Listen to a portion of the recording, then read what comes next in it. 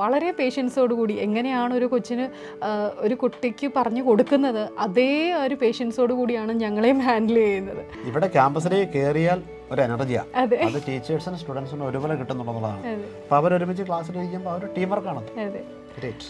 ശരിക്കും പറഞ്ഞു കഴിഞ്ഞാൽ നമ്മൾ പിള്ളേർ ഇപ്പോൾ ക്ലാസ് കഴിഞ്ഞ് പരീക്ഷ എഴുതി ആക്ച്വലി പരീക്ഷ എഴുതി കഴിഞ്ഞ് അവരുടെ മുഖത്ത് വരുന്നൊരു പുഞ്ചിരി എന്ന് പറയുന്നത് അവരെല്ലാവരും പറയുന്ന കാര്യം എന്താണ്, അവർ പരീക്ഷ എഴുതി കഴിയുമ്പം നമ്മുടെ ഒരു മോഡൽ പരീക്ഷ എഴുതുന്നതുപോലെയാണ്.